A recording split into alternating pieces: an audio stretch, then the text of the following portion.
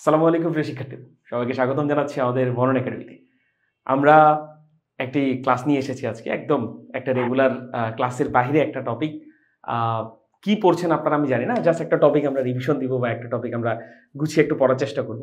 তাহলে আপনারা একটু ধারণা পাবেন আমরা কিভাবে আমাদের ক্লাসগুলোতে পড়াই, এই ধারণাটা দেওয়ার জন্যই। আর আপনাদের যাদের এই টপিকটাতে একটু ঝামেলা আছে তারা ক্লিয়ার করতে পারেন। এখন টপিকের সবকিছু প্রতিপাদন করে দেখব না, আমি জাস্ট কিছু জিনিসপত্র আলোচনা করবো এবং ওই রিলেটেড ম্যাথ সলভ করবো, যেন আপনারা বুঝতে পারেন যে কীভাবে টপিকগুলো পড়া উচিত, কীভাবে ম্যাথগুলো সলভ করা উচিত। আর লম্বা ক্লাস ছিল অবশ্যই প্রতিপাদন দেখাতাম, ক্লাসটা বেশি লং ডিউরেশনও হবে না, কম্প্যাক্ট একটা ক্লাস হবে, হয়তো বা আধা ঘন্টা 40 মিনিটের। সো এই কারণে প্রতিপাদন দেখাবো না, জাস্ট আমরা সূত্র ভালো মতো বোঝার চেষ্টা করব, এরপর ওই সূত্র অ্যাপ্লাই করার চেষ্টা করবো এবং ম্যাথ সলভ করবো। সেই হচ্ছে ব্যাপার। আমার কথা যদি ঠিকঠাকভাবে শুনতে পান, দেখতে পান, তাহলে আমাকে কাইন্ডলি একটু কমেন্ট করে দিবেন, এবং যারা আমার সাথে জুমে আছেন তারা একটু জানিয়ে দিবেন। আমরা আমাদের ক্লাস তাহলে একদম শুরু করে ফেলবো এখন। ওকে, সবাই শুনতে পাচ্ছি ঠিকঠাকভাবে? ওকে ওকে, তাহলে আসুন আমরা পড়বো হচ্ছে ওয়ার্ক পাওয়ার এনার্জি চ্যাপ্টারটা। আমাদের আজকের টপিক হচ্ছে কাজ শক্তি উপপাদ্য। তো আসুন শুরু করি। কাজ শক্তি উপপাদ্য সম্পর্কে যদি একটু বলি, একদম বিস্তারিত বলার চেষ্টা করবো, যতটুকু বললে আপনাদের উপকার হবে। ধরেন এই হচ্ছে একটা টোটাল অবস্থা আর কি। ধরেন এইটা একটা হেলানো তল, এই পুরো জিনিসটাই হচ্ছে এখানে ধরেন পুরো জিনিসটাই হচ্ছে কোনো ম্যাটেরিয়াল দিয়ে, ওকে। আর এই ধরেন একটা ম্যাস যার ভর হচ্ছে এম, আর এই হচ্ছে একটা স্প্রিং, স্প্রিং এর স্প্রিং কনস্ট্যান্ট যে কোনো কিছু হতে পারে। সো একটা ম্যাসকে যদি আমরা এইভাবে ঝুলিয়ে ছেড়ে দিই, কোনো কারণে যদি ছেড়ে দিই, তাহলে ডেফিনেটলি কমন সেন্স বলে যে ম্যাসটা তার ওজনের কারণে নিচের দিকে পড়ার চেষ্টা করবে, এই স্প্রিংটা একটু ইলংগেট বা প্রসারিত হবে। সো ওই জিনিসগুলো পরে আলোচনা করবো, আপাতত জাস্ট এখানে দেখি কি কি টাইপের ফোর্স এখানে অ্যাড করতে পারে। সো আমি ধরে নিচ্ছি এই ম্যাসের উপরে আমি ধরেন এই দিক বরাবর একটা ফোর্স প্রয়োগ করলাম, এটা হচ্ছে আমাদের বাহ্যিক বল, এফ বল। এর বাহিরেও এই ম্যাসের উপরে আর কি কি বল প্রযুক্ত হচ্ছে, এটা যদি চিন্তা করতে বলি আপনাদেরকে, কি কি হতে পারে। ফার্স্ট অফ অল, এই ম্যাসটার যে ওজন আছে ভাই, সেটা খাড়া নিচের দিকে ক্রিয়া করবে, এমজি, এটা আমরা ডেফিনেটলি বুঝি। এরপর দেখেন, যেহেতু এটা একটা তলের উপরে আছে, ডেফিনেটলি তলের একটা ঊর্ধ্বমুখী প্রতিক্রিয়া বল আছে। সো এই যে ঊর্ধ্বমুখী প্রতিক্রিয়া বল। আর সো ম্যাসের উপরে আমরা দেখুন বাইরে থেকে একটা বল প্রয়োগ করেছি এফ, বাট এর বাইরেও ম্যাসের উপরে কিন্তু আরো দুটো ফোর্স প্রযুক্ত হচ্ছে, একটা হচ্ছে এমজি আর একটা হচ্ছে, যেহেতু সে তলে আছে, সো ঊর্ধ্বমুখী প্রতিক্রিয়া বল। এরপরে স্প্রিংটা এখানে ধরেন ন্যাচারাল লেন্থের থেকে একটু যখন ইলংগেট হবে, যখনই প্রসারিত হবে স্প্রিং, ডেফিনেটলি ম্যাস যখনই নিচে নামবে স্প্রিং এখান থেকে প্রসারিত হবে। সো স্প্রিং যদি প্রসারিত হয়, স্প্রিং ধরেন প্রসারিত হলো, তাহলে ডেফিনেটলি এই দিক বরাবর একটা স্প্রিং ফোর্স কাজ করবে। সো স্প্রিংটা চাবে ম্যাসটাকে এই দিক বরাবর টেনে নিতে। সো ম্যাসের উপরে স্প্রিং একটা ফোর্স প্রয়োগ করবে, সেটা হচ্ছে এফএস। সো যদি আমরা তাকিয়ে দেখি, ম্যাসের উপর আমরা বাহ্যিকভাবে বল প্রয়োগ করলাম একটা, কিন্তু ম্যাসের উপর আরো কিন্তু অ্যাসোসিয়েটেড তিনটা ফোর্স, টোটাল 4টা ফোর্স। সো এটা জাস্ট আমি একটা মানে এমনি উদাহরণ দেওয়ার জন্য এই জিনিসটা সিনারিওটা করলাম। এই ধরনের জিনিসপত্র আমরা আমাদের রেগুলার ক্লাসে তো দেখবো। এখানে ম্যাসটা কখন সর্বোচ্চ স্প্রিংটাকে প্রসারিত করবে, ম্যাসটার কখন বেগ সর্বোচ্চ হবে, এই ধরনের অনেক কিছু আলোচনা করা যায়, এগুলো আমরা পরে করবো। আপাতত আমি জাস্ট আপনাদের কাজ শক্তি উপপাদ্য জিনিসটা বোঝাতে চাচ্ছি। সো কাজ শক্তি উপপাদ্য আমাদেরকে বলে যে ধরেন একটা বস্তুর উপরে অনেকগুলো ফোর্স যদি প্রয়োগ করে, এখানে টোটাল ফোর্স প্রয়োগ হচ্ছে কয়টা? 4টা। সো আমরা ফোর্সের সাথে ডিসপ্লেসমেন্ট হলে আমরা বলি যে সেই ফোর্সটা একটি কাজ করেছে। সো ভালো মতো বুঝবেন, কাজের সাথে কিন্তু ফোর্স রিলেটেড। সো আমরা আলাদা আলাদা ফোর্সের জন্য আলাদা আলাদা কাজ পাবো। ধরেন F1 নামক একটা ফোর্সের জন্য W1 পরিমাণ কাজ পাবো। ধরেন ফোর্স যদি হয় F2, তাহলে এটার জন্য W2 পরিমাণ কাজ পাবো। সো প্রত্যেকটা আলাদা আলাদা ফোর্সের কারণে আলাদা আলাদা কাজ আমরা পাই। সো এখানে 4টা ফোর্সের জন্য আলাদা আলাদা কাজ পাবো। সো কাজ যেহেতু একটি স্কেলার রাশি, সো আমরা এই কাজগুলোকে আবার যোগ করে দিতে পারি। যদি সবগুলো যোগ করে দিই, তাহলে টোটাল ফোর্স দ্বারা বা মোট কাজ পাবো আমরা, work done by all the force, এটা হচ্ছে W1 প্লাস W2 বলা যায়, তাই না? কাজ যেহেতু স্কেলার রাশি, সো অনেকগুলো ফোর্স যদি কোনো বস্তুর উপরে কাজ করে, সো সবার দ্বারা কৃত কাজের যোগফলটাই তো হবে মোট কৃত কাজ, তাই না? এটা কিন্তু ডিরেক্টলি বলাই যায়, কারণ অনেকগুলো ফোর্স দ্বারা কাজ করলে কাজটা তো স্কেলার রাশি, সো ডিরেক্টলি যোগ করা যায়। সো এরকম একটা সিনারিওতে ধরেন অনেকগুলো ফোর্স মিলে যদি কাজ করে, দেখেন work done by all the forces, অনেকগুলো ফোর্স মিলে যদি কাজ করে, এখানে আমরা 4টা ফোর্স দেখছি।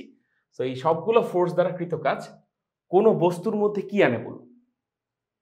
আমরা যদি কোনো বস্তুর উপরে কাজ করি, তাহলে ইনডাইরেক্টলি বস্তুর উপরে কি আনা হয় বা ইনডাইরেক্টলি বস্তুর মধ্যে কোন ধরনের এনার্জি দেওয়া হয়? উত্তরটা হচ্ছে কিনেটিক এনার্জি বা কাইনেটিক এনার্জি বা গতিশক্তি। আমরা যদি ধরেন কোন একটা বস্তুকে ধরেন একটা বস্তুকে আমরা এই দিক বরাবর ধাক্কা দিচ্ছি। সো বস্তু ধরেন আগে থেকেই গতিশীল এদিকে ছিল, আমরা বাইরে থেকে তাকে ধাক্কা দিলাম। সো সে যেদিকে গতিশীল সেদিকে যদি আবার আমরা বাইরে থেকে ধাক্কা দিই, সো যেদিকে গতিশীল যেদিকে সরণ সেদিকে বল প্রয়োগ করলাম, তাহলে বলেন একটা চলমান বস্তুকে আবার বাইরে থেকে পুশ করলে ওর বেগটা বেড়ে যায় না? মানে আমরা বলতে পারি গতিশক্তি বেড়ে যায়। সো যেদিকে যাচ্ছে সেদিকে বল প্রয়োগ করলে, এক্সট্রা কাজ করলে গতিশক্তি বেড়ে যায়। সো ইনডিরেক্টলি একটা ঘটনা হচ্ছে আমরা বল প্রয়োগ করলে কোনো বস্তুর উপর গতিশক্তি প্রয়োগ করি। সো একটা বস্তু ধরেন ওই দিক থেকে এই পাশে আসতেছে, আমি যদি এখন তাকে এই পাশ থেকে বল প্রয়োগ করি, তাহলে আমি করবো কি? বস্তুটাকে থামানোর চেষ্টা করবো, তাহলে আমি তার গতিশক্তি কমাবো। সো আমি বল প্রয়োগ করি তার গতির দিকে অথবা গতির বিপরীত দিকে, বা যেদিকেই বল প্রয়োগ করি আলটিমেটলি আমার বলটা যে কাজটা করবে সেটা ওই বস্তুটার গতিশক্তি বাড়াবে বা কমাবে। সো এখানেও নিশ্চয়ই অনেকগুলো বল কাজ করছে। তো সবগুলো বল মিলে এই বস্তুর গতিশক্তি বাড়াবে অথবা কমাবে। সো আমরা যদি নর্মালি বস্তুটাকে এখান থেকে ছেড়ে দিই, তাহলে ডেফিনেটলি এতগুলা বলের প্রভাবে বস্তুটা নিচের দিকে পড়া শুরু করবে। সো নিচের দিকে যখনই পড়া শুরু করবো ওর একটা অ্যাক্সিলারেশন থাকবে, কারণ মোট বলের কারণে তো একটা অ্যাক্সিলারেশন জেনারেট হয়। সো বস্তুর বেগ কিন্তু বাড়তে থাকবে। সো এই পার্টিকুলার পয়েন্টে বস্তুর বেগ শূন্য হলেও, এই পার্টিকুলার পয়েন্টে বস্তুর গতিশক্তি শূন্য হলেও ধীরে ধীরে কিন্তু বেগ বাড়তে থাকবে, গতিশক্তি বাড়তে থাকবে। অনেক কথাবার্তা বললাম। মোট কথা হচ্ছে সবগুলো ফোর্স মিলে যতটুকু কাজ করবে এই পুরোটুকুই একটা বস্তুর মধ্যে গতিশক্তি চেঞ্জ করে। এই যে কথাটা বললাম ভাই, এটাই হচ্ছে ওয়ার্ক এনার্জি থিওরাম। অনেকগুলো ফোর্স দ্বারা কৃত কাজ সমান হচ্ছে change in kinetic energy. Okay, এই হচ্ছে ঘটনা। সো চেঞ্জ ইন কাইনেটিক এনার্জিটাকে আপনি ভেঙে লিখতে পারেন, work done by all the forces সমান হচ্ছে ফাইনাল কাইনেটিক এনার্জি মাইনাস হচ্ছে ইনিশিয়াল কাইনেটিক এনার্জি। কারণ কাইনেটিক এনার্জি চেঞ্জ মানে ফাইনাল মাইনাস ইনিশিয়াল। এতটুকু বুঝলাম কিনা একটু জানাবেন। আগে বুঝবো কনসেপ্ট, দেন ওই রিলেটেড ম্যাথ সলভ করবো। জানাবেন সবাই যদি এতটুকু বুঝে থাকে। বুঝেছি সবাই? একটু জানিয়ে দিবেন। ওকে, এই হচ্ছে একটা বিষয়। এখন এখানে আমরা অনেকগুলো বিষয় আরো টানবো, তার আগে একটা কথাবার্তা আপনাদেরকে বলে দিই। আসেন, আমরা যদি কোনো কারণে ধরেন work done by all the forces, এই কাজের মানটা যদি কোনো কারণে ধনাত্মক হয়, ধরুন অনেকগুলো ফোর্স মিলে কোনো বস্তুর উপর ধনাত্মক কাজ করবে, এই মানটা যদি ধনাত্মক হয়, এই মানটা work done by all the forces মান কখন ধনাত্মক হবে? যখন এই ফাইনাল কাইনেটিক এনার্জি মান ইনিশিয়াল কাইনেটিক এনার্জি থেকে বেশি হবে। বিয়োগফলটা ধনাত্মক মানে কি? নিশ্চয়ই এটা বড় এটা ছোট। সো যদি আমরা কখনো work done by all the forces positive পাই, that means final kinetic energy initial kinetic energy থেকে বড়, অর্থাৎ কাইনেটিক এনার্জি কোনো বস্তুর বাড়তে থাকবে। ওকে, কোনো বস্তুর কাইনেটিক এনার্জি বাড়ানোর জন্য তার উপর পজিটিভলি কাজ করা লাগে। এটা উদাহরণ দেব। আবার ধরেন কোনো বস্তুর উপরে যদি work done by all the forces negative আসে, বা যে কোনো ফোর্স দ্বারা কাজ যদি ঋণাত্মক আসে, তাহলে ডেফিনেটলি সেটা বস্তুর কাইনেটিক এনার্জি কমাবে। বুঝেছি এই জিনিসটা? বলবেন সবাই। এখন এই দুইটার আমি উদাহরণ দিচ্ছি। ধরেন এই যে প্রথমটার উদাহরণ দিই। ধরেন একটা বস্তু, এই ধরেন একটা বস্তু, এই ধরেন আগে থেকে এই দিক বরাবর ইউ বেগে গতিশীল, ঠিক আছে? ইউ বেগে ধরেন গতিশীল, এটা হচ্ছে একটা তল। এই জায়গায় ধরেন আপনি দাঁড়িয়ে আছেন, এই আপনি একটা তাকে বল প্রয়োগ করলেন আবার বাইরে থেকে এফ। সো বস্তু যেদিকে গতিশীল সেদিকে আপনি বল প্রয়োগ করলেন, বস্তু যেদিকে সরণ সেদিকে বল। তাহলে আপনি যে বলটা প্রয়োগ করলেন এটা বস্তুর উপরে কি ধরনের কাজ করবে? ধনাত্মক কাজ করবে ডেফিনেটলি। সো আপনি যতটুকু কাজ করবেন সেটা বস্তুর কি করতে হেল্প করবে বলুন? গতিশক্তি বাড়াতে হেল্প করবে। সো ফাইনালি আপনি যখন বল প্রয়োগ করবেন, যদি বলটা কন্টিনিউয়াসলি করতে থাকেন, তাহলে ওর বেগ কন্টিনিউয়াসলি বাড়তে থাকবে। একটা সময় ওর বেগ হয়ে যাবে ভি। আগে ছিল ইউ, পরে হয়ে যাবে ভি। কারণ কি ভাই? এই বাহ্যিক বলের কারণে তার এখানে একটা ত্বরণ আসবে। সো গতিশক্তি বাড়তে থাকবে। বেগ বাড়া মানে কি? গতিশক্তি বাড়া। বুঝলাম এই জিনিসটা? একদম সহজ। বুঝে থাকলে জানাবেন সবাই। ওকে, এর যদি উল্টা কাজ করতাম ভাই, ধরেন এই একটা বস্তু, এই দিকে গতিশীল ইউ বেগে, এখন ধরেন এই দিকে একটা মানুষ দাঁড়িয়ে আছে, এই বস্তুর উপর এই দিক থেকে বল প্রয়োগ করলো, অর্থাৎ বাধা দিতে যাচ্ছে বস্তুটাকে। বস্তু এদিকে যাচ্ছে, একটা মানুষ এদিক থেকে বাধা দিচ্ছে বস্তুটাকে। সেই মানুষটা এই বস্তুর উপর কি ধরনের কাজ করবে? ধনাত্মক নাকি ঋণাত্মক? উত্তর হচ্ছে ঋণাত্মক। রিজনটা কি? বস্তু সরণ এদিকে, বল এদিকে। সরণ এবং বল বিপরীত দিকে হলেই তো কাজটা ঋণাত্মক হয়। সো এই বলটা বস্তুর উপর ঋণাত্মক কাজ করবে, এবং ঋণাত্মক কাজ বস্তুর গতিশক্তি বাড়ায় নাকি কমায়? মাত্র দেখলাম ঋণাত্মক কাজ বস্তুর গতিশক্তি কমায়। সো আলটিমেটলি এই যে বলটা যে আসতে ধরেন এখানে আস্তে আস্তে ফাইনালি এই পয়েন্টে এসে ধরুন ওর শেষ বেগটা হয়ে যাবে 0। রিজনটা কি ভাই? কারণ তার বেগ কন্টিনিউয়াসলি কমতে থাকবে, তার গতিশক্তি কন্টিনিউয়াসলি কমতে থাকবে। এতটুকু কি বুঝলাম সবাই? জানিয়ে দিবেন। জি ভাই। ক্লিয়ার হচ্ছে সবকিছু? ওকে, ঠিক আছে। আসেন আরো কিছু কথাবার্তা বলি। আমরা একটু এই জায়গাটাতে একটু তাকাবো। এই জায়গাটাতে যদি আমরা তাকাই ভাই, তাহলে আমাকে একটা জিনিস বলুন। আমি বলেছিলাম work done by all the forces সমান হচ্ছে final kinetic energy minus initial kinetic energy. এখন এখানে অল দ্য ফোর্সেস বলতে কি কি ফোর্স আছে ভাই? এই চিত্রটাতেই শুধু যদি আমরা পর্যবেক্ষণ করি তাহলে 4 ধরনের ফোর্স আছে। একটা হচ্ছে ভাই বাহ্যিক বল, তাহলে আমি এটাকে বলতে পারি work done by external force দ্বারা কৃত কাজ। ওকে, বাহ্যিক বল দ্বারা কৃত কাজের জন্য work done by external force লিখতে পারি। তারপর কি হতে পারে ভাই? ওয়ার্ক ডান বাই ঊর্ধ্বমুখী প্রতিক্রিয়া বল, সো ওয়ার্ক ডান বাই আর লিখতে পারি। আরেকটা কি ভাই? Work done by gravitational force, সেটাকে জায়গায় লিখতে পারি work done for gravitational force, G লিখেছি। আর আরেকটা কি ভাই? Work done by spring force, work done by spring force. So এই 4টা ফোর্স দ্বারা কৃত কাজের যোগফলটাই তো work done by all the forces, তাই না? সেগুলোকে আমরা যদি যোগ করে দিই তাহলে সমান এই আগের লাইনটা আমরা লিখতে পারি final kinetic energy minus initial kinetic energy. বুঝেছি এই জিনিসটা? এতটুকু কি বুঝলাম নাকি বুঝি না জানাবেন? এতটুকু কি বুঝলাম ভাই নাকি বুঝে? আচ্ছা, এখানে যদি আমি আরেকটা জিনিস অ্যাড করে দিই ভাই, আরেকটা জিনিস ধরেন ইচ্ছা করে দিলাম, কারণ আমি 3 ধরনের ফোর্স এখানে আপনাকে দেখাবো। ধরেন কোনো কারণে এই যে সারফেসটা আছে, এই সারফেসটা ধরেন কোনো কারণে রাফ। ওকে, সারফেসটা এই যে এরকম স্মুথ না, সারফেসটা হচ্ছে এই যে এরকম রাফ। ওকে, খাঁচকাটা এরকম রাফ। এখন যদি রাফ সারফেস হয় তাহলে ডেফিনেটলি সারফেসের কি থাকবে ভাই? ঘর্ষণ থাকবে। মানে সারফেসটা চাবে না বস্তুটা স্মুথলি নিচে পড়ুক, তাই না? ধরেন সারফেসের ঘর্ষণ গুণাঙ্কের মান হচ্ছে মিউ। তাহলে আমাকে বলুন, বস্তু নিচে পড়তে চাচ্ছে, কিন্তু এখানে বস্তুটাকে একটা জিনিস নিচে পড়তে বাধা দিবে, সেটা কি? সেটা উত্তর হচ্ছে ঘর্ষণ। সো বস্তু যদি নিচে পড়তে চায়, ঘর্ষণ কাজ করবে কি? ঠিক তার গতির বিপরীত দিকে। সো এটাকে আমি স্মল এফ দ্বারা প্রকাশ করব। সো বস্তু যেহেতু অলরেডি গতিশীল, এই ঘর্ষণ বলটা হবে গতীয় ঘর্ষণ। এই হচ্ছে ঘটনা।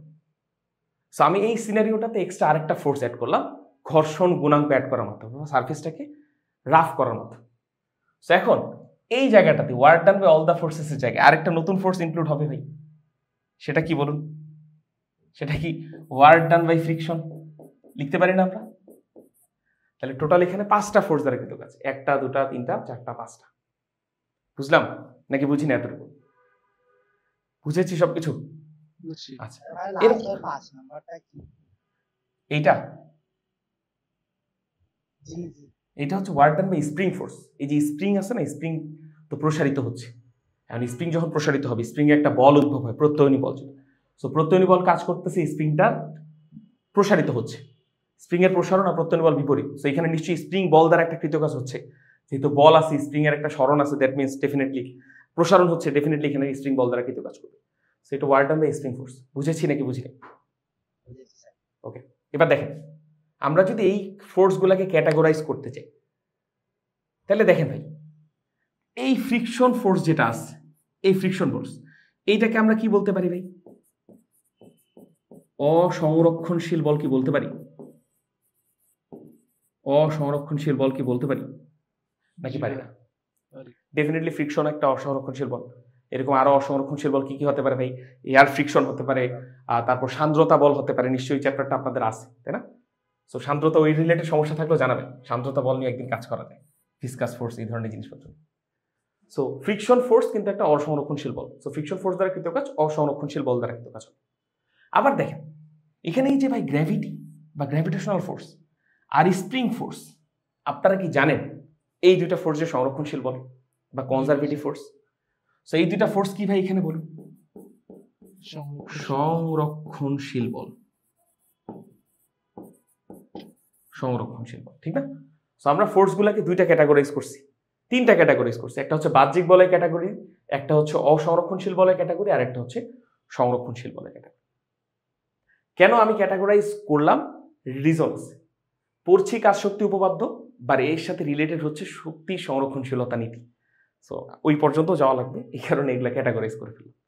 তো এতটুকু তো মনে হয় বুঝেছি। আমি জাস্ট একটু লম্বা থিওরিগুলো পড়িয়ে দিব আপনাদেরকে, দেন ম্যাথ সলভ করবো। এতটুকু কি বুঝেছি ভাই নাকি বুঝিনি? জানাবেন সবাই। বাকিরা একটু কথাবার্তা বলবেন যারা যারা আছি। আর যদি চান আপনারা ভাই, তাহলে লাইফটা একটু নিজেদের প্রোফাইল থেকে শেয়ার করতে পারবেন, এটা আমাদের জন্য হেল্প হবে ডেফিনেটলি।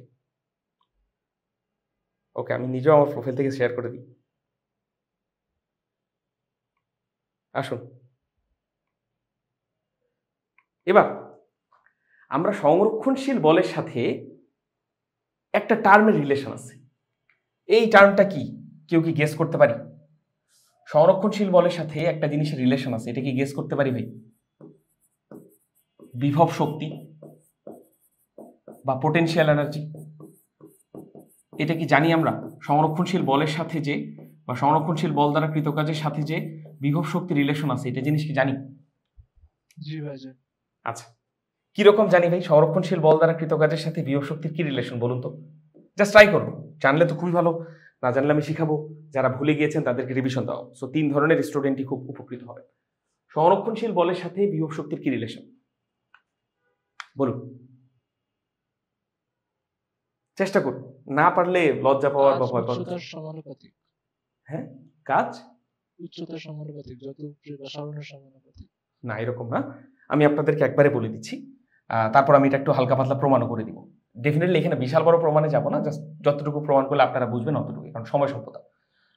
সো ধরেন ভাই, আমরা এই যে সংরক্ষণশীল বলকে যদি আমরা ইংলিশে লিখি ভাই, তাহলে ইংলিশটা হচ্ছে, সংরক্ষণশীল বল ইংলিশ হচ্ছে কনজারভেটিভ ফোর্স।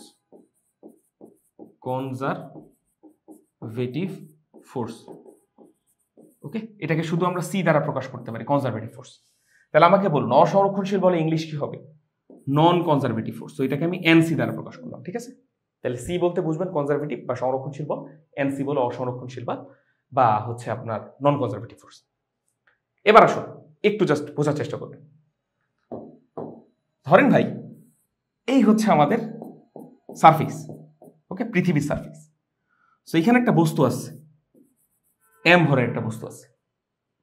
এখন এম ভরের এই বস্তুটাকে ধরেন আমি কিছুটা হাইটে তুলব, এম ভরের এই বস্তুটাকে ধরেন আমি এইচ পরিমাণ হাইটে তুলব। এখন এই এইচ এর মানটা কিন্তু অনেক ছোট, খুব বেশি না, অনেক ছোট। সো আমি যদি এইচ হাইটে উপরে তুলি, এখন নিশ্চয়ই ছোটবেলার এই সূত্রগুলো সকলে আমরা জানি, আমাকে বলুন তো ভাই, এই এম ভরের বস্তুটার মধ্যে কতটুকু পোটেনশিয়াল এনার্জি জমা হলো? এমজিএইচ। এমজিএইচ, এটা আমরা জানি, বাট অ্যাকচুয়াল জিনিস হচ্ছে এম ভরের বস্তুটা যখন গ্রাউন্ডে ছিল ভাই, তখনও তার একটা পোটেনশিয়াল এনার্জি ছিল, সেটাকে আমরা পি আই দ্বারা ডিনোট করতে পারি, পি দিয়ে পোটেনশিয়াল এনার্জি, আই দিয়ে ইনিশিয়াল। আর যখন সে এইচ হাইটে তুললো, তখন তার নতুন একটা পোটেনশিয়াল এনার্জি, সেটাকে আমরা পি এফ দ্বারা ডিনোট করি। সো আমরা এই যে এমজিএইচটা পাই না ভাই, এমজিএইচ হচ্ছে পি এফ মাইনাস পিআই, অর্থাৎ কতটুকু পোটেনশিয়াল এনার্জি চেঞ্জ হলো এটা আমরা বের করতে পারি। বোঝা গেল? একটা বস্তুকে যদি আমরা এইচ হাইটে তুলি, তাহলে তার বিভব শক্তি বৃদ্ধি পায় হচ্ছে এমজিএইচ, এখানে কম এখানে বেশি, কতটুকু বৃদ্ধি পেল সেটা হচ্ছে এমজিএইচ। এখন ধরে নেওয়া হয়, ধরে নেই হচ্ছে যে ইনিশিয়াল পয়েন্টে, অর্থাৎ বস্তুটা যখন গ্রাউন্ডে ছিল তখন ইনিশিয়াল পয়েন্টে বিভব শক্তি হচ্ছে 0, এটা ধরে নেওয়া হয়। যদিও গ্রাউন্ডে থাকা অবস্থাতেও কিন্তু একটা বিভব শক্তি থাকে, minus g m m by r, okay. So গ্রাউন্ডে থাকা অবস্থাতে বিভব শক্তি থাকে, বাট আমরা ধরে নিচ্ছি সেটা 0। এইভাবে তখন আমরা বলতে পারি যে বস্তুটার ফাইনাল পোটেনশিয়াল এনার্জি হচ্ছে MGH. So final potential energy MGH তখনই বলতে পারবো যখন আমরা ধরে নিব গ্রাউন্ডে পোটেনশিয়াল এনার্জি হচ্ছে 0। বোঝা গেল? বাট আদতে কিন্তু বস্তুর যদি অল্প হাইট উপরে তুলি, তাহলে বস্তুর মধ্যে পোটেনশিয়াল এনার্জি পরিবর্তন হয় হচ্ছে এমজিএইচ, বাট আমরা পড়ি হচ্ছে যে final potential energy MGH. So এইটা না, কারেক্ট হচ্ছে এইটা, এটাও কারেক্ট বলা যায় পার্শিয়ালি, যদি আমরা বলি গ্রাউন্ডে পোটেনশিয়াল এনার্জি 0। এইটুকু তো বুঝি নাকি? আচ্ছা, এখন আসেন, এই বস্তুটাকে যে আমরা নিচ থেকে উপরে তুললাম, ধরে নিচ্ছি আমরা বস্তুটাকে উপরে তুললাম খুবই ধীরে, খুবই ধীরে, অথবা খুবই ধীরে, অথবা আমরা বলতে পারি জিরো অ্যাক্সেলারেশনে তুললাম, মানে বস্তুর বেগের কোনো পরিবর্তন করলাম না, একদম ধীরে ধীরে ধীরে ধীরে ধীরে ধীরে উপরে তুললাম, ধীরে ধীরে উপরে তুললাম। এখন আমরা এ কোথা থেকে পাই বলুন তো ভাই? এফ নেট থেকে পাই না? কোনো বস্তুর উপর যদি মোট প্রযুক্ত বল হয় F net is equal two ওই বস্তুর ভর ইন্টু ত্বরণ, তাই না ভাই? তাহলে এর মান যদি কোথাও 0 হয়, তার মানে কি এফ নেটের মানটা 0 হওয়া লাগবে।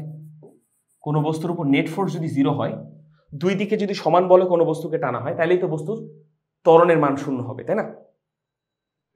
এখন দেখেন বস্তুটাকে যখন আমরা নিচ থেকে উপরে তুলতেছি, তো এই বস্তুটাকে ধরেন আমি একটা বিন্দু দ্বারা প্রকাশ করতেছি। ওকে, এই বস্তুটাকে বিন্দু দ্বারা প্রকাশ করব। এই বিন্দুটার ভর কত? m। এখন বিন্দুটা নিচ থেকে উপরে উঠলো কেন? নিচ থেকে উপরে উঠেছে কেন? নিশ্চয়ই বাহ্যিক বল প্রয়োগ করেছি। তো এই যে বাহ্যিক বল আমাদের এক্সটার্নাল ফোর্স। এখন দেখুন এই এক্সটার্নাল ফোর্স প্রয়োগ করে আমরা বস্তুটাকে উপরে তুললাম। এখন এক্সটার্নাল ফোর্সের বিরুদ্ধে তো একটা ফোর্স আছে না ভাই? আমরা বস্তুকে নিচ থেকে উপরে তুলতে গেলে আমাদের কাছে তো ভারী লাগে, তাই না? একটা জিনিসকে আমরা নিচ থেকে উপরে তুলতে তো ভারী লাগে। কেন ভারী লাগে? কারণ বস্তুর একটা গ্র্যাভিটেশনাল ফোর্স আছে, পৃথিবী বস্তুটাকে নিচের দিকে পুল করতেছে, এফজি গ্র্যাভিটেশনাল ফোর্স। এখন কোনো কারণ যদি এইটার মান এবং এইটার মান খুবই কাছাকাছি হয়, এইটার মান এবং এইটার মান যদি খুবই কাছাকাছি হয়, একদম প্রায় সমান হয়, তাহলেই বস্তুটাকে আমরা জিরো ত্বরণে উপরে তুলতে পারবো। কারণ এই মান এবং এই মান যদি সমান হয় প্রায়, তাহলে এফ নেটের মানটা অলমোস্ট জিরো হবে। অলমোস্ট জিরো হলে ত্বরণের মানটা অলমোস্ট জিরো হবে। বুঝলাম বিষয়টা? তো বস্তুটাকে নিচ থেকে উপরে তুলছি একদম ধীরে, যেন মোট প্রযুক্ত বল হয় শূন্য। বুঝলাম নাকি বুঝি নাই বলুন? এটা রিয়েল লাইফ एग्जांपल আছে? কিসের এক্সাম্পল? রিয়েল লাইফের কোন एग्जांपल আছে? এটাই তো রিয়েল লাইফ এক্সাম্পলই তো বলছি, আর কি? মানে কারণ শূন্য হবে। হ্যাঁ, ত্বরণ শূন্য বলতে যে ধীরে ধীরে ধীরে ধীরে কোনো কিছুকে উপরে তোলা। মানে মোট কথা হচ্ছে ত্বরণ শূন্য করছেন আপনি কেন, এটা বোঝা লাগবে। ত্বরণ আপনি শূন্য করছেন যেন বস্তুর গতিশক্তি পরিবর্তন না হয়। আপনি যতটুকু কাজ করবেন সেটা পুরোটাই যেন বস্তুর মধ্যে কাইনেটিক এনার্জি না, পোটেনশিয়াল এনার্জি ইনক্রিজ করে। আপনি কাইনেটিক এনার্জি পরিবর্তন করতে যাচ্ছেন, এই জন্যই ধীরে ধীরে তোলা হয় অথবা জিরো অ্যাক্সেলারেশনে তোলা হয়, এবং এটা রিয়েল লাইফ এক্সাম্পল। বুঝলাম? এখন দেখেন এফ নেটের মান জিরো মানে কি? এক্সটার্নাল ফোর্সের মানটা অলমোস্ট কার সমান ভাই? গ্র্যাভিটেশনাল ফোর্সের মান সমান। তাহলে আমাকে বলেন এক্সটার্নাল ফোর্সের মান কত হবে? গ্র্যাভিটেশনাল ফোর্সের মানের সমান হবে। এবং গ্র্যাভিটেশনাল ফোর্সের মান কত ভাই? এমজি কিনা? এটুকু তো বুঝি সবাই নাকি? ওকে, এবার আসুন এবার আসুন এবার আসুন দেখুন ভাই, আমরা যদি এবার work done by external force যদি আমরা বের করতে চাই, work done by external force, কোনো একটা বল দ্বারা কৃতকার্যের ফর্মুলা কি ভাই? বল ইন্টু সরণ ইন্টু বল এবং সরণের মধ্যবর্তী কোণ এফ এক্স কস থিটা, তাই না? এখন এখানে এক্সটার্নাল ফোর্সের মান কত ভাই? এমজি। সরণের মান কত? বস্তুটাকে নিচ থেকে উপরে তুলেছি, কতটুকু সরালাম? এইচ। ভাই দেখুন এক্সটার্নাল ফোর্স যেদিকে, বস্তু সরণও সেদিকে না, বস্তু নিচ থেকে তো উপরে তুললো, তাহলে আমরা cos 0 ডিগ্রি বসাতে পারি। So cos 0 degree value 1। So ultimately বাহ্যিক বল দ্বারা কৃত কাজ কত? mgh। এটাই হচ্ছে work done by external force. বুঝলাম এতটুকু নাকি বুঝি নাই বলবেন? বুঝেছি সবাই? আচ্ছা, এবার আরেকটা জিনিস, আমরা যদি ভাই work done by gravitational force বের করতে চাই, গ্র্যাভিটেশনাল ফোর্স, বস্তুকে নিচ থেকে উপরে তুললাম, বস্তুর উপর গ্র্যাভিটেশনাল ফোর্স কতটুকু কাজ করলো ভাই? mg। নিচ থেকে উপরে তুলেছি, সরণ কতটুকু হয়েছে? h। নিচ থেকে উপরে তুলেছি, গ্র্যাভিটেশনাল ফোর্স নিচে, কিন্তু বস্তুটাকে তুললাম নিচ থেকে উপরে। গ্র্যাভিটেশনাল ফোর্স নিচে, কিন্তু বস্তুটাকে তুললাম নিচ থেকে উপরে। তাহলে আমাকে বলেন মধ্যবর্তী কোণ কত? 180 ডিগ্রি বল এবং সরণে। সো mgh cos 180 ডিগ্রি মান হচ্ছে -1। সো আমরা work done by gravitational force সমান আমরা পাই -mgh। পেলাম নাকি পেলাম না বলুন? এতটুকু তো বুঝি। আচ্ছা ওকে, এবার আরেকটা জিনিস দেখুন, আরেকটা জিনিস একটা বস্তুকে যখন আমরা নিচ থেকে উপরে তুলেছিলাম ভাই, তখন আমরা শুরুতেই কিন্তু পড়ে এসেছি নিচ থেকে উপরে তুললে চেঞ্জ ইন পোটেনশিয়াল এনার্জি বা ডেল পি এর মানটা কত হয়? mgh না? নিচ থেকে উপরে তুললাম এই সাইডে, তাহলে চেঞ্জ ইন পোটেনশিয়াল এনার্জি কত হয়েছিল? mgh। তাহলে আমাকে বলেন ভাই সবগুলো ডট যদি আমরা কানেক্ট করি, সবগুলো ডট যদি কানেক্ট করি, কোন কোন ডট? এই ডট, তারপর হচ্ছে ধরেন এই ডট, আর তারপর ধরেন এই ডট, এই তিনটা ডট যদি আপনি কোনো কারণে কানেক্ট করেন, তাহলে আমাকে বলেন তিনটাতে কি mgh দেখা যাচ্ছে না? তার মানে বাহ্যিক বল দ্বারা যতটুকু কাজ তার পুরোটাই পোটেনশিয়াল এনার্জি চেঞ্জ করে, কারণ এটারও মান mgh, এটারও মান mgh, আর minus work done by conservative force.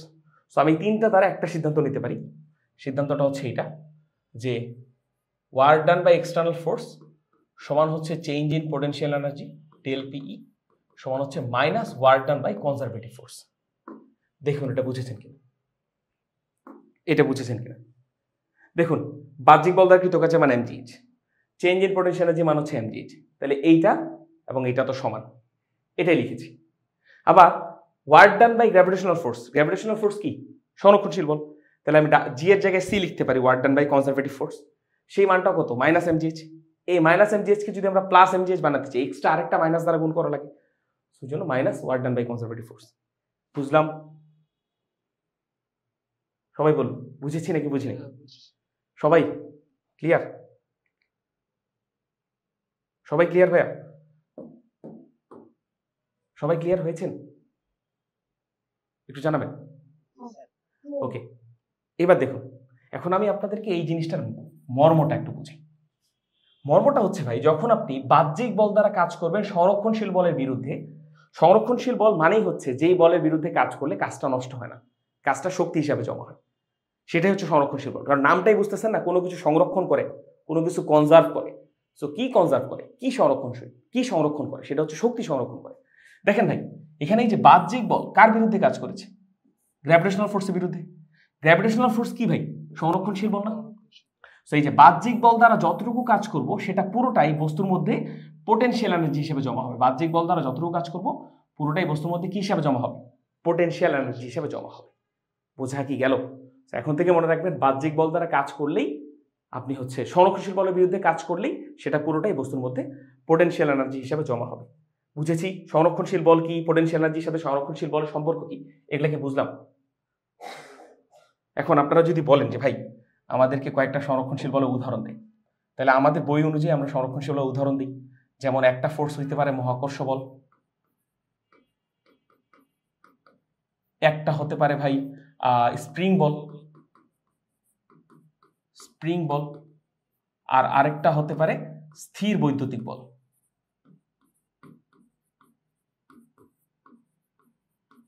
স্থির বৈদ্যুতিক বল। ওকে, এখন আপনারা বলতে পারেন যে ভাই কোনো বস্তুর মধ্যে বিভব শক্তি জমা হয়েছে কিনা কিভাবে বুঝবো? এটা বোঝার খুবই সিম্পল একটা ওয়ে আছে। আপনি একটা বস্তুকে যদি উপরে তুলে ছেড়ে দেন, সে আবার আগের রাস্তায় আসতেছে, আবার আগের জায়গায় আসতেছে, মানে কি তার মধ্যে বিভব শক্তি নিশ্চয়ই জমা ছিল। কারণ আপনি তাকে নিচ থেকে উপরে তুলেছেন, কাজ করেছেন, সো তাকে উপর থেকে নিচে নামতেও কাজ করা লাগবে। সো সে তার মধ্যে জমা হওয়া শক্তিটাকে বার্ন করে করে, কাজ করে করে সে নিচে নামে। সো বিভব শক্তি জমা হয়েছে কিনা এটা বুঝবো কিভাবে? বস্তু আগের অবস্থানে ব্যাক আসতে চাচ্ছে। বুঝলাম নাকি বুঝি নাই বলুন? আচ্ছা, এখন এই দুইটা ফোর্সের জন্য মহাকর্ষ বল দ্বারা কিভাবে বিভব শক্তি উৎপন্ন হয় সেটা বুঝেছি। এবার আসেন স্প্রিং বল দ্বারা কিভাবে বিভব শক্তি উৎপন্ন হয় সেটা একটু বোঝার চেষ্টা করি। আসুন আসুন। সো ধরে নিচ্ছি এখানে একটা স্প্রিং আছে, ধরে নিচ্ছি এখানে একটা স্প্রিং আছে, ধরেন এটা একটা স্প্রিং। ধরেন স্প্রিংটা ভাই এখানে একদম স্বাভাবিক দৈর্ঘ্যে আছে, একদম স্বাভাবিক দৈর্ঘ্যে সাম্যাবস্থায় আছে। এখন এই স্প্রিংটাকে আপনি যদি এক্স পরিমাণ ভাই প্রসারিত করেন, এক্স পরিমাণ যদি প্রসারিত করেন, প্রসারিত করতে পারেন, সংকুচিত করতে পারেন, একই জিনিস। আপনি যদি এক্স পরিমাণ প্রসারিত করেন, স্প্রিং কি এমনি এমনি প্রসারিত হবে নাকি ভাই আপনাকে বাহ্যিক বল প্রয়োগ করা লাগবে? এই যে বাহ্যিক বল প্রয়োগ করলাম, যার কারণে স্প্রিং প্রসারিত হলো। এখন স্প্রিং যখনই প্রসারিত হয়, স্প্রিং এর মধ্যে একটা ফোর্স অটোমেটিক্যালি জেনারেটেড হয় না, সেটাই প্রত্যয়নী বল বা রিস্টোরিং ফোর্স আমরা বলি। এবং স্প্রিং এর ক্ষেত্রে সেই ফোর্সটা কি ভাই? এফ এস বা স্প্রিং ফোর্স। বাহ্যিক বলের বিরুদ্ধে একটা স্প্রিং ফোর্স জমা হয় না? বুঝেছি নাকি বুঝি নাই? আচ্ছা, এখন দেখেন ভাই, এখন এখানে দেখেন, এখন আমরা কি বলতে পারি? এখানে বাহ্যিক বল কার বিরুদ্ধে কাজ করেছে ভাই? স্প্রিং বলের বিরুদ্ধে কাজ করেছে। আর স্প্রিং বল একটা কি? সংরক্ষণশীল বল। স্প্রিং বল একটা সংরক্ষণশীল বল। তো আপনি বাহ্যিক বল দ্বারা যতটুকু কাজ করবেন তার পুরোটা স্প্রিং বলে পোটেনশিয়াল এনার্জি হিসেবে জমা হবে, যার কারণে আপনি যদি স্প্রিংটা এখান থেকে ছেড়ে দেন, স্প্রিং কিন্তু আবার আগের জায়গায় ব্যাক চলে আসবে। বুঝেছি স্প্রিং এ কিভাবে বিভব শক্তি জমা হয়, এটা কি বুঝলাম? ক্লিয়ার হয়েছে সবার? ওকে, এবার আসেন, এবার আসেন আমি আপনাদেরকে ইয়াটা একটু বুঝিয়ে দিই কিভাবে স্থির বৈদ্যুতিক বলের কারণে শক্তি জমা হয়। ওকে, ধরেন ভাই বিভব শক্তি কিভাবে জমা হয়। ধরেন এই জায়গায় একটা চার্জ আছে, কিউ চার্জ। ধরেন এখানে একটা চার্জ আছে, কিউ চার্জ। ধরেন এই কিউ চার্জটা ফিক্সড আছে, মানে এখান থেকে সরবে না, হিঞ্জড করে রাখলাম, ফিক্সড করে রাখলাম। এখন এই কিউ চার্জের কাছাকাছি ধরেন একটা বিন্দু আছে, এই বিন্দুতে আপনি বাইরে থেকে একটা চার্জ আনতে চাচ্ছেন। ধরেন বাইরে থেকে একটা চার্জ আছে যেটার নাম হচ্ছে ভাই কিউ নট চার্জ। সো এই কিউ নট চার্জকে আপনি বাইরে থেকে এই পয়েন্টে আনতে চাচ্ছেন, মানে কিউ চার্জের কাছাকাছি একটা পয়েন্টে আনতে চাচ্ছেন। কিভাবে আনবেন ভাই? কিভাবে আনবেন বলুন? নিশ্চয়ই কিউ নট চার্জকে আপনি এই দিক বরাবর বাহ্যিক বল প্রয়োগ করে আনবেন। কোনো কিছু কি এমনি এমনি এইদিকে আসতে চান না। কিউ নটকে আপনি বাহ্যিক বল প্রয়োগ করে এখান থেকে এইখানে আনবেন। আর আপনি যখন কিউ নটের উপর বাহ্যিক বল প্রয়োগ করছেন তখন এই কিউ এ তো ভাই এলাকার বড় মাস্তা, এ কি দেখে থাকবে ওকে? ও ধরনের এলাকা এরিয়াতে আসতে চাচ্ছে, এর ইলেকট্রিক ফিল্ডের ভিতরে আসতে চাচ্ছে, ডেফিনেটলি এ দেখে থাকবে না। এ ওকে কি বাহ্যিক বল প্রয়োগ করবে না, এবং সেই বলটা কি স্থির বৈদ্যুতিক বল। সো এই কিউ চার্জটা এই কিউ নট চার্জের উপরে একটা স্থির বৈদ্যুতিক বল প্রয়োগ করবে, সেটাকে আমরা FE দ্বারা ডিনোট করতে পারি, ইলেকট্রোস্ট্যাটিক ফোর্স, কুলম্ব বল। তাই না ভাই? তাই নাকি না বলুন?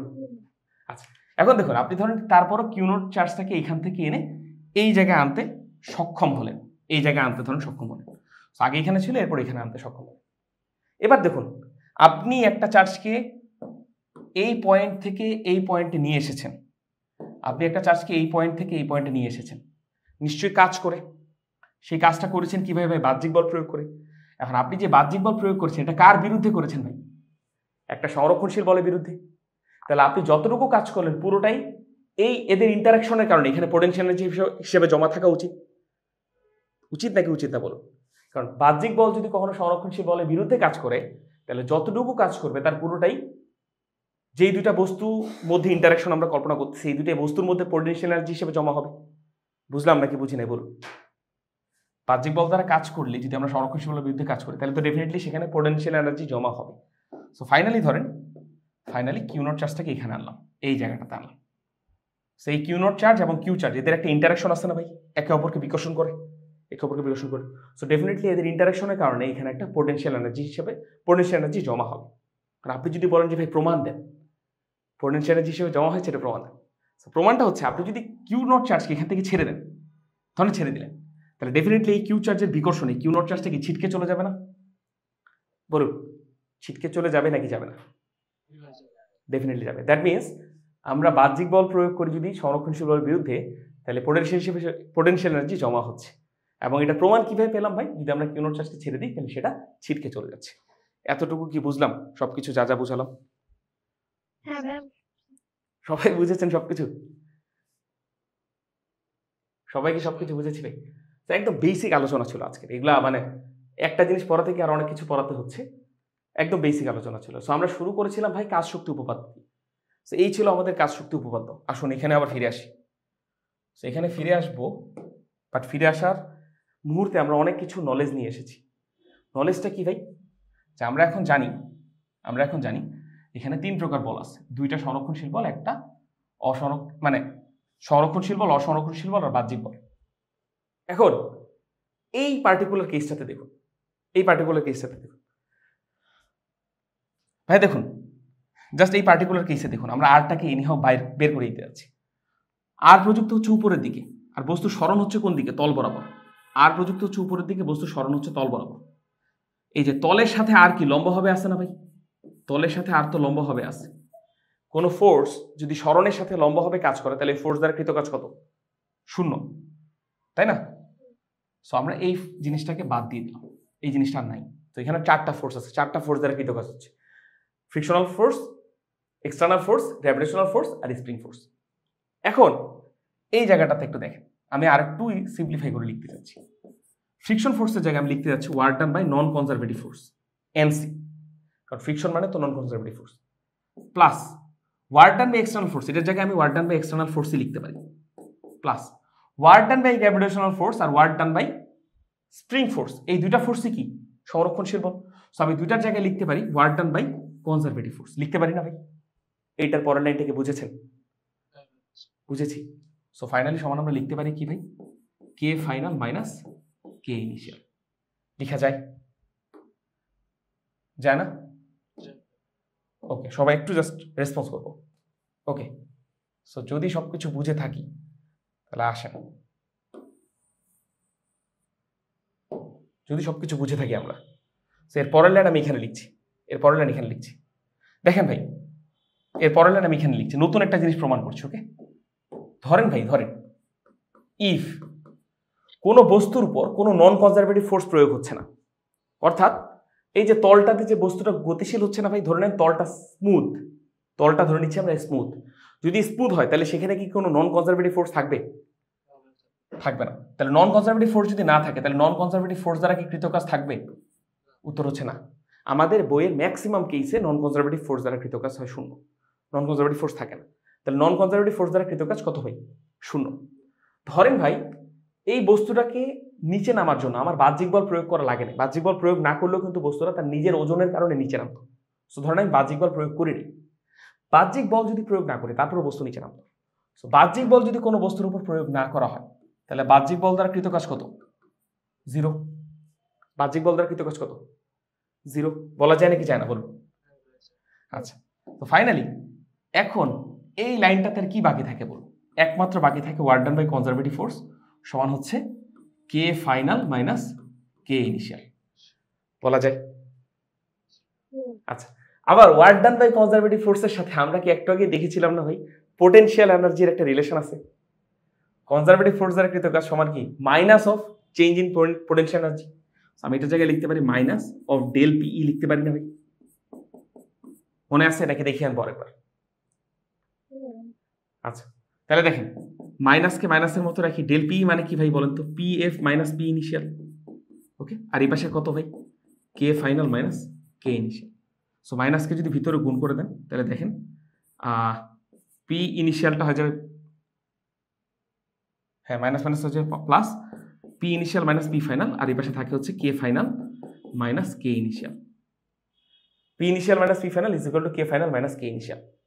এবার দেখেন ভাই P initial minus P final বলতে বোঝাচ্ছে আদি পোটেনশিয়াল এনার্জি বেশি ছিল পরে পোটেনশিয়াল এনার্জি থেকে, এই জন্যই তো বিয়োগফলটা আমরা এইভাবে লিখেছি, আদিটাই বেশি পরেরটাই কম।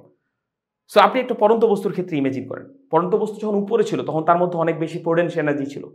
সো বস্তুটা যখন নিচে নামা শুরু করবে তখন তার পোটেনশিয়াল এনার্জি কমবে এবং গতিশক্তি বাড়বে। সো এই যে দেখেন পোটেনশিয়াল এনার্জি কমছে, গতিশক্তি বাড়ছে, final kinetic energy initial kinetic energy থেকে বড়। সো এটাই হচ্ছে ভাই শক্তি সংরক্ষণশীলতা। কোনোদিন যদি কোনো বস্তুর উপর বাহ্যিক বল দ্বারা কৃতকাজ শূন্য হয়, অসংরক্ষণশীল বল দ্বারা কৃতকাজ শূন্য হয়, তাহলে বস্তুর শক্তি কনজার্ভ থাকবে, মেকানিক্যাল এনার্জি বা যান্ত্রিক শক্তি কনজার্ভ থাকবে। যান্ত্রিক শক্তি বলা হয় গতিশক্তি আর বিভব শক্তি। সো এটা পরের লাইন আমরা লিখতেই পারি ভাই, পি এফ কে ওপাশে পাঠান, কে আই কে পাশে নিয়ে আসেন। সো আমরা এইভাবে লিখতে পারি কে আই প্লাস পি আই সমানের পাশে লিখতে পারি K F plus P F. বোঝা গেল? মানে কোনো বস্তুর আদি গতিশক্তি প্লাস আদি বিভব শক্তি সমান হচ্ছে ফাইনাল গতিশক্তি ফাইনাল বিভব শক্তি। এবং এই পুরো জিনিসটাকেই বলি আমরা হচ্ছে শক্তির সংরক্ষণশীলতা। বুঝলাম? সবাই বলুন। সো যেই জিনিসটা আমরা মাত্র পড়লাম এটাই হচ্ছে ভাই শক্তির সংরক্ষণশীলতা। ওকে, সো শক্তি সংরক্ষণশীলতার শর্ত কি ভাই? বস্তুর উপর বাহ্যিক বল দ্বারা কৃতকাজ শূন্য হওয়া লাগবে এবং অসংরক্ষণশীল বল দ্বারা কৃতকাজ শূন্য হওয়া লাগবে। যদি এই দুইটা জিনিস শূন্য হয় তাহলে আমরা বলতে পারি বস্তুর আদিতে যতটুকু তার যান্ত্রিক শক্তি ছিল পরেও তার ততটুকুই যান্ত্রিক শক্তি থাকবে। বুঝলাম এতটুকু? সবাই ক্লিয়ার হচ্ছেন সবকিছু যা যা পড়লাম? ওকে, যাক তাহলে তো খুবই ভালো জিনিস। আসেন এবার আমরা কিছু ম্যাথ সলভ করি, যদি অনেক সময় হয়ে গিয়েছে। আমি অনেক ম্যাথ করাতে চেয়েছিলাম বাট হয়তো বা আজকে পারবো না এত বেশি করাতে। আসুন এবার কিছু ম্যাথ সলভ করি। যেমন সর্বপ্রথম ম্যাথ আছে, এই যে এই ম্যাথটা একটু দেখুন, এই ম্যাথটা একটু দেখুন। দেখুন কি বলেছে, 20 মিটার উচ্চতা হতে, সেইটা হচ্ছে এইচ এর মান, হ্যাঁ উচ্চতা হচ্ছে 5 কেজি ভরের, এম এর মান 5 কেজি ভরের মুক্ত হবে পরন্ত একটি বস্তু। মুক্ত হয় মানে আদি গতিশক্তি হচ্ছে শূন্য আর কোনো ফ্রিকশন নেই, কোনো এয়ার ফ্রিকশন নেই। আচ্ছা এটা মুক্ত হবে না, এটা অ্যাকচুয়ালি ইয়া দিয়ে দিই, মুক্ত হবে না লিখে আমরা এখানে লিখি যে 5 কেজি ভরের পরন্ত একটি বস্তু, ইউ ইজ ইকুয়াল টু 0 বেগে পরন্ত একটি বস্তু। ওকে, প্রশ্নটা একটু মডিফাই করলাম। 20 মিটার উচ্চতা হতে 5 কেজি ভরের ইউ ইজ ইকুয়াল টু 0 বেগে পরন্ত একটি বস্তু ভূমি স্পর্শ করার ঠিক আগ মুহূর্তে 10 মিটার পার সেকেন্ড বেগ অ্যাচিভ করে। সো ফাইনাল বেগ হচ্ছে 10 মিটার পার সেকেন্ড। বায়ুর ঘর্ষণজনিত কাজের মান নির্ণয় করো। এখন দেখেন এই ধরনের কোয়েশ্চেন কিন্তু আমরা কখনো সলভ করিনি। প্রশ্নটার প্রবলেমটা দেখাই আপনাকে, কোয়েশ্চেনটা সলভ করে দিচ্ছি। দেখেন ধরেন এই হচ্ছে টোটাল যে ঘটনাটা, এই জায়গায় একটা বস্তু আছে যার আদিবেগ হচ্ছে 0। বস্তুটাকে পড়তে দিলে সে ফাইনালি গ্রাউন্ডে হিট করবে। কত বেগে হিট করবে ভাই? ধরে নিলাম ভি বেগে হিট করবে, এবং সে ভি এর মানটা কত? 10 মিটার পার সেকেন্ড, ঠিক না? এই হচ্ছে ঘটনা। এখন নর্মালি আমরা যদি বস্তুটাকে একটা ডট দ্বারা কানেক্ট করি, নর্মালি বস্তু নিচে পড়ে একমাত্র কিসের কারণে বলুন? এমজির কারণে। বস্তুটাকে এখান থেকে ছেড়ে দিলে এমজির কারণে নিচে পড়বে। সো এমজি দ্বারা কৃতকাজ হতো, বের করা যেত ইজিলি। এমজি ইন্টু এই উচ্চতাটা এইচ বের করলে আমাদের বাহ্যিক গ্র্যাভিটেশনাল ফোর্স দ্বারা কৃতকাজ আমরা ইজিলি পেয়ে যাই। কিন্তু না, চেয়েছে কি ভাই? দেখুন, বায়ুর ঘর্ষণ জনিত কাজের মান কত। দ্যাট মিনস বস্তুটা যখন নিচে পড়ছে তখন এখানে কিন্তু ঘর্ষণ বল আছে। ঘর্ষণ বল হচ্ছে কাজ করবে সবসময় গতির বিপরীতে, সেই যে একটা ঘর্ষণ বল আছে। আমাদের কাছে চেয়েছে এই ঘর্ষণ বল দ্বারা কৃত কাজ কত। বুঝলেন প্রশ্নটা? বুঝলেন নাকি বুঝিনি? আচ্ছা, এখন দেখেন, নর্মালি আমরা যদি কোনো ফোর্সের মান জানি, ধরুন ঘর্ষণ বলের মান জানি, এইখান থেকে এতটুকুর হাইট জানি, এফ এইচ কস 180 ডিগ্রি যদি আমরা বসিয়ে দিতাম তাহলে আমরা ওয়ার্ক ডান বাই ঘর্ষণ বল পেয়ে যেতাম, তাই না? ইজিলি বের করা যেত যদি ঘর্ষণ বলের মান জানতাম, এখান থেকে এতটুকুর হাইট জানতাম, এবং এদের মধ্যবর্তী কোণ হচ্ছে 180 ডিগ্রি, বসিয়ে দিলে মান পেয়ে যেতাম। বাট দেখুন ভাই, এখানে কোথাও কি ঘর্ষণ বলের মান দেওয়া আছে? নাই। তাহলে কিন্তু আমাদের এই সূত্রটা অ্যাপ্লাই করতে পারছি। সো কৃতকাজ বের করার যে সূত্র, সেই সূত্র দিয়ে আমরা ঘর্ষণ বল দ্বারা কৃতকাজ বের করতে পারছি না। সো আমাদেরকে অন্য টেকনিক অ্যাপ্লাই করা লাগবে। কি টেকনিক অ্যাপ্লাই করতে পারি? টেকনিকটার নাম হচ্ছে ভাই কাজ শক্তি উপপাদ্য। মাত্র যে জিনিসটা বললাম, কাজ শক্তি উপপাদ্য। সো কাজ শক্তি উপপাদ্য কখন অ্যাপ্লাই করবেন সেটাই বলে দিচ্ছি। যদি কোনোদিন কোনো বস্তুর আদিবেগ জানেন, শেষ বেগ যদি জানেন, মানে আদিবেগ আর শেষ বেগ যদি আপনি বেরও করতে পারেন কোনোভাবে, তাহলে সেখানে আপনি কাজ শক্তি উপপাদ্য অ্যাপ্লাই করে দিবেন নিশ্চিন্তে অ্যাপ্লাই করে দিবেন। সো আসুন এই জায়গাটাতে যেহেতু আমরা আদিবেগ জানি, শেষ বেগ জানি, কাজ শক্তি উপপাদ্য অ্যাপ্লাই করতে পারি। আসুন করি। সো আমরা এখানে কাজ শক্তি উপপাদ্য অ্যাপ্লাই করলে কি হবে ভাই? ওয়ার্ক ডান বাই সবগুলো ফোর্স, এখানে ফোর্স কে ভাই? গ্র্যাভিটেশনাল ফোর্স আর work done by friction is equal to কি ভাই? চেঞ্জ ইন কাইনেটিক এনার্জি, অর্থাৎ K final minus K initial. বলা যায় নাকি যায় না বলুন? বুঝেছি এতটুকু? এই লাইনটা বুঝলাম? বলবেন সবাই, বুঝি এই লাইনটা? আছেন আপনারা কি নাই? ওকে ওকে, একটু কথাবার্তা বলা লাগবে। আচ্ছা, so work done by gravitational force plus work done friction সমান চেঞ্জ ইন কাইনেটিক এনার্জি। এখন আদি বেগ যেহেতু 0, তার মানে আদি গতিশক্তি কত হবে ভাই? 0 হবে। ডেফিনেটলি ওই টার্মটা বাদ দিয়ে দিলাম। এবার আসেন, এবার এতটুকু নিয়ে কাজ করি। দেখেন ভাই, বস্তুর ভর ধরে নেন এম, আমরা এইচ এর ভ্যালুও জানি। কতটুকু নিচে আসলো? এইচ এর মান হচ্ছে 20 মিটার। এম ভরের একটা বস্তু জি মানে এইচ হাইট পাড়ি দিল, তাহলে গ্র্যাভিটেশনাল ফোর্স দ্বারা কৃত কাজ কত ভাই? খুব সহজ না, এম জি এইচ, তাই না? বলুন, কারণ যতটুকু বিভব শক্তি তার পুরোটাই বার্ন করবে এম জি এইচ।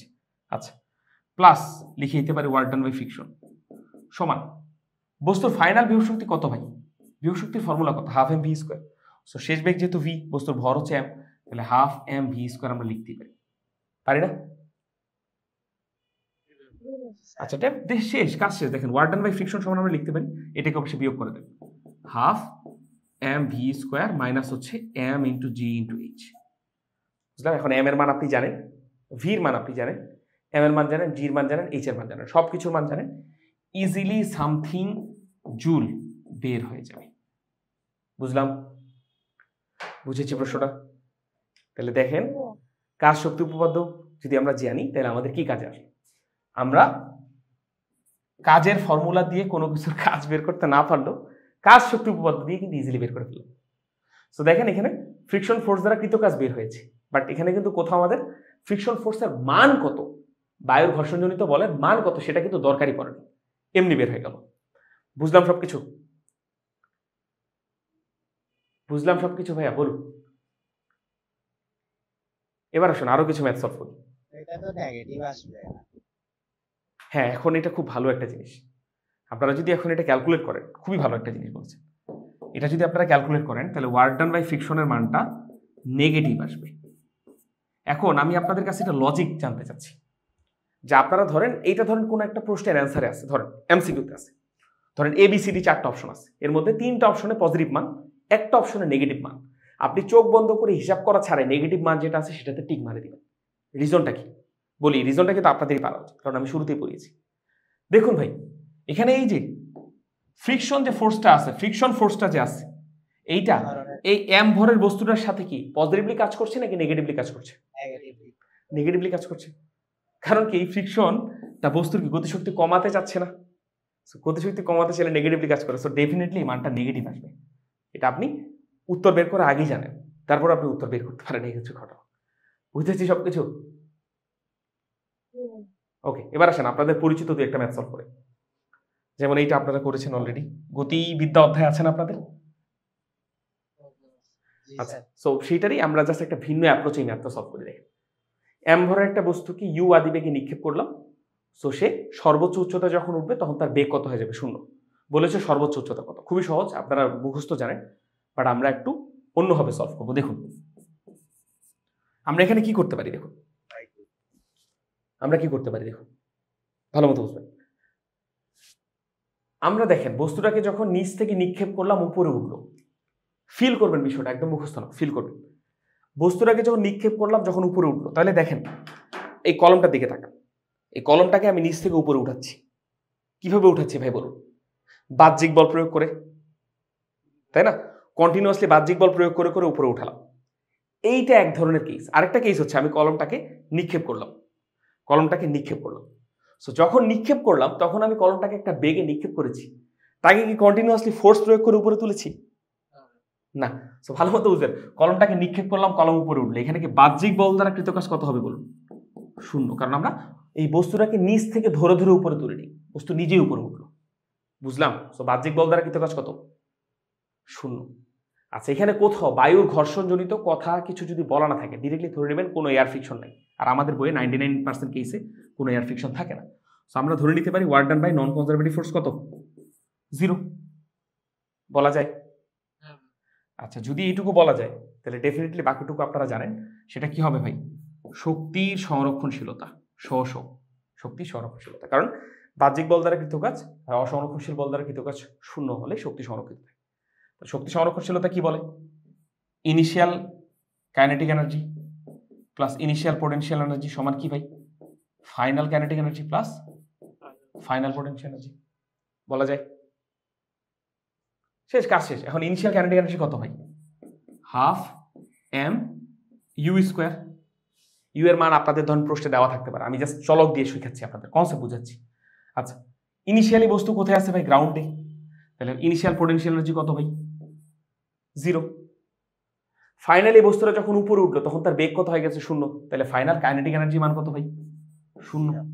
তাহলে এই মানগুলো 0, একমাত্র ফাইনাল পোটেনশিয়াল এনার্জি থাকে। সো ধরলাম নিচ থেকে উপরে এই হাইটটুকু ভাই ক্যাপিটাল এইচ। সো ফাইনালি এতটুকু হাইটে আসার পর তার বিভব শক্তি কত? M g into capital h. So দেখেন এম এম কাটা, সো এইচ এর ভ্যালু যদি আপনি বের করতে চান, এই জি কে নিচে পাঠাবেন u square by 2g। So H সমান চলে আসে হচ্ছে ইউ স্কোয়ার বাই 2g। বুঝলাম? সো আপনাদের পরিচিত এক্সাম্পল থেকে দেখিয়েছি যেন আপনারা আপাতত বুঝেন কিভাবে অ্যাপ্লাই করা লাগে। পরবর্তী তো অ্যাডভান্স কোয়েশ্চেন সলভ করবে, কারণ বুঝানোর ব্যাপারটা কিন্তু আগে সহজভাবে বোঝা লাগে, তারপর অ্যাডভান্স কোয়েশ্চেন সলভ করা লাগে। বুঝলাম সবাই নাকি বুঝি নাই? বলুন, ক্লিয়ার হচ্ছে সবকিছু? ওকে, এবার আসুন এই কোয়েশ্চেনটা একটু সলভ করি। প্রাস রিলেটেড, প্রাস রিলেটেড প্রশ্নটা পড়ি, দেখি সলভ করতে পারি কিনা। সবাই ট্রাই করুন।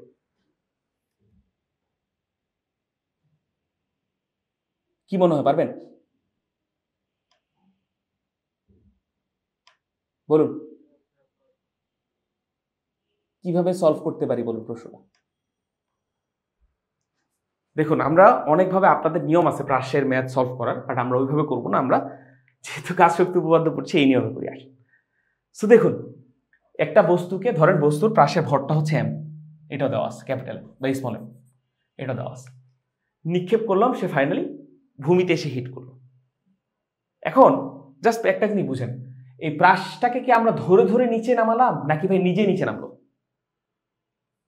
বলুন, নিজে নিচে নামলো। তাহলে কি বাহ্যিক বল এখানে প্রয়োগ হয়েছে ভাই?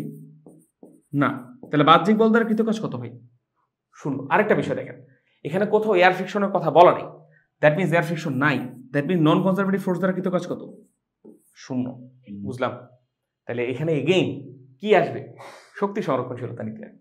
শক্তি সংরক্ষণশীলতা নীতি আমাদেরকে বলে initial kinetic energy plus initial potential energy সমান হচ্ছে final kinetic energy plus final potential energy. বুঝেছি? এবার মান বসান। ইনিশিয়াল কাইনেটিক এনার্জি মান কত ভাই বলুন? Half m u square. এই যে ইউ বেগে নিক্ষেপ করেছি, থেটাটা কোনো ম্যাটারই করে না। আপনাদের জাস্ট প্রাসের সূত্র অ্যাপ্লাই করার ক্ষেত্রে থেটা ম্যাটার করে, এখানে কোনো ম্যাটারই করবে না, কারণ এখানে তো আমরা বেগের মানটা লিখেছি, তাই না? কত কোণে নিক্ষেপ করেছি এটা কিন্তু ম্যাটার করছে না। এম ইউ স্কোয়ার প্লাস দেখুন আদি পোটেনশিয়াল এনার্জি কত ভাই? কত হাইটে আছে? এইচ। তাহলে এম জি এইচ সমান ফাইনালি কত বেগে হিট করলো ভাই? কত কোণে হিট করলো এটা দেখার বিষয় না, ফাইনালি কত বেগে হিট করলো? ভি। তাহলে হাফ এম ভি স্কোয়ার। আর ফাইনালি বস্তুটা কোথায় চলে আসলো ভাই? গ্রাউন্ডে। গ্রাউন্ডে বিভব শক্তি কত? 0 ধরে নিই। সো এই হচ্ছে ঘটনা। এখন ইজিলি আপনারা সলভ করতে পারেন। বলেছে শেষ বেগ কত। সো আসেন দেখেন সব জায়গা থেকে এম গুলো আগে কেটে দিই। এম এম এম কাটা, আর 2 দ্বারা সবকিছুকে গুণ করে দেব। সবকিছুকে 2 দ্বারা গুণ করে দিই। তাহলে হাফ ইন্টু 2 তার মানে কত হয়ে যাবে? 1। তাহলে ইউ স্কোয়ার প্লাস এখানে 2gh চলে আসবে, আর এ পাশে চলে আসবে ভি স্কোয়ার। তাহলে ভি স্কোয়ারের জায়গায় যদি আমরা ভি বসাই তাহলে এখানে একটা রুট চলে আসবে। দেখুন বুঝেছি কিনা?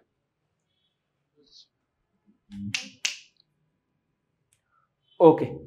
সো এরপর আর অনেক কিছু দেখাতে চেয়েছিলাম ভাই, এই যে এরকম একটা সারফেসে কতটুকু দূরত্ব যাবে না যাবে, তারপর এই যে স্প্রিংটাকে কতটুকু সংকুচিত করবে, তারপর আইআইটির একটা 2019 সালের একটা কোয়েশ্চেন দেখাতে চেয়েছিলাম যে স্প্রিংটা কতটুকু মানে এই বস্তুর কতটুকু বেগ অর্জন করবে, এই বিষয়গুলো। বাট এখন আর না দেখাই, আজকে এগুলো নিয়ে আরও একদিন ক্লাস নেব অবশ্যই। আজকে এই পর্যন্তই শেষ করি, নাহলে আপনাদের কাছে ডেফিনেটলি প্রথম দিনে এসে এত কিছু দেখালে বোরিং লাগবে। সো ওভারঅল ক্লাসের সব কিছু দেখে কেমন লাগলো আপনাদের বলুন? মানে সব কিছুকে বুঝেছেন কিনা বা ফিল করেছেন কিনা সবকিছু বলুন। মাশাআল্লাহ ভালোই লাগছে। আচ্ছা, তো এই হচ্ছে ব্যাপার। আজকের এই ক্লাসটা আমাদের এই পর্যন্তই। জাস্ট একটা জিনিস আপনাদেরকে জানিয়ে, ভাই লাগবে না এমনি আসেন, জাস্ট একটা জিনিস আপনাদেরকে জানিয়ে দিতে চাই, আমাদের কিন্তু আগামীকালকে কোর্স লঞ্চ হচ্ছে, আগামীকাল পরশুর মধ্যে ফিজিক্সের। সো প্রথমে আমরা হচ্ছে তাপগতিবিদ্যা এবং আদর্শ গ্যাস এই অধ্যায় দিয়ে শুরু করব, বাট পরবর্তীতে আপনাদের ডিমান্ড অনুযায়ী যে কোনো চ্যাপ্টার, ধরেন তরঙ্গ, পর্যাবৃত্ত গতি, অথবা আপনি যদি বলেন ভাই পর্যাবৃত্ত পদার্থের গাঠনিক ধর্মের ফ্লুইড পার্টটা পারেন না, সেটা নিয়ে পড়াই, তারপর অনেক কিছু করানো যাবে। সো কালকে একটু কথা বলি। হ্যাঁ ভাই একটু কথা বলেন, দেখি কেমন বুঝছে। হেডফোনটা দাও। রাইট।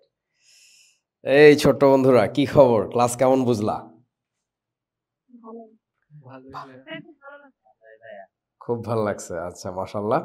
সো আমি একটু ফেসবুকের কমেন্টও দেখে আসি, কারণ শুধুমাত্র তোমাদের কথা শুনলে তো হবে না, তোমরা তো দুষ্টু, তোমরা যে কখন কি বলবা তার তো ঠিক নাই। সো যারা আমাদের সাথে ফেসবুকে ক্লাস করছো তাদের কমেন্টগুলো একটু দেখা দরকার। Clear and felt, Kaif. আচ্ছা ঠিক আছে। হ্যাঁ, ওকে। সো ঘটনা হচ্ছে যে দেখো, কালকে রাত 8টায়, mark the date and time, আগামীকালকে অর্থাৎ 12ই ডিসেম্বর 2024, আগামীকালকে রাত ঠিক 8টায় চলে আসবা তোমরা সবাই।